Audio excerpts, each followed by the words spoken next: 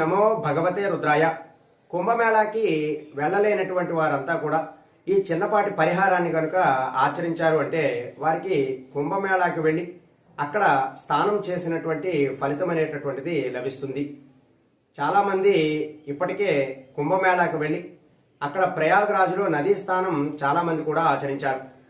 అయితే ఇక వెళ్ళలేనటువంటి వారు, ఎవరికైనా ఇబ్బందులు ఉన్నటువంటి వారు, అలాగే ఆరోగ్య సమస్యలతో సతమతమవుతున్నటువంటి వారు కూడా ఈ చిన్నపాటి పరిహారాన్ని ఆచరించిన వారికి కుంభమేళాకు వెళ్ళేటటువంటి పుణ్యం కలుగుతుంది. అయితే ఏమిటి ఆ పరిహారం, ఎలా చేసుకోవాలి, ఎప్పుడు చేయాలి?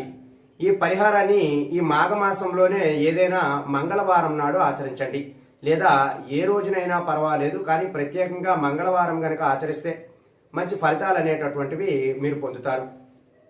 అయితే ఆ పరిహారం ఏమిటి అంటే, మీరు ముందుగా ఒక రాగి కడియాన్ని తీసుకోవాలి. ఆ రాగి కడియం మీద మీరు మీ ఇష్ట దైవాన్ని చక్కగా ఒక రూపుగా చెక్కించాలి. అంటే ఆ రాగి కడియం మీదే మీకు వెంకటేశ్వర స్వామి ఇష్టమైతే వెంకటేశ్వర స్వామి యొక్క బొమ్మ కానీ, లేదా పరమశివుడు ఇష్టమైతే ఆ పరమశివుడి యొక్క బొమ్మ కానీ, లేదా గణపతి ఇష్టమైతే గణపతి యొక్క బొమ్మ కానీ, లేదా దుర్గాదేవి ఇష్టమైతే దుర్గాదేవి యొక్క బొమ్మ కానీ మీరు ఆ రాగి కడియం మీద చెక్కించాలి.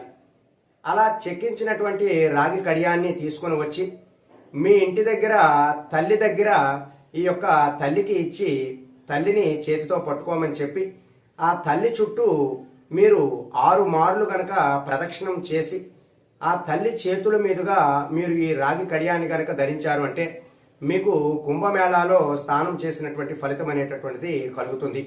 సాధారణంగా రాగికి చాలా శబ్దగ్రాహ్యక శక్తి అనేటటువంటిది ఎక్కువగా ఉంటుంది.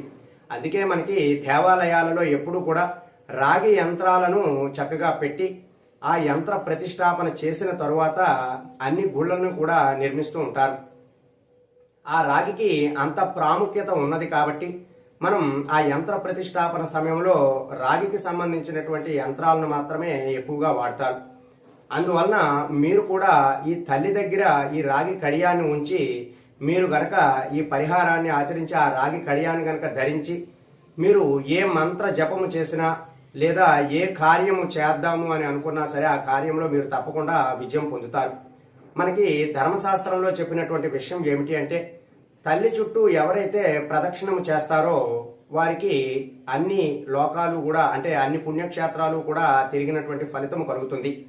అయితే మనకి వినాయక చవితిలో కూడా ఒకానొక సమయంలో వినాయకుడికి ఆధిపత్యం ఇవ్వవలసినటువంటి సమయంలో తల్లిదండ్రుల చుట్టూ ముమ్మారు ప్రదక్షిణములు చేసినటువంటి ఆ గణపతికి కూడా అన్ని నదులలో స్నానం చేసినటువంటి ఫలితం కలిగింది.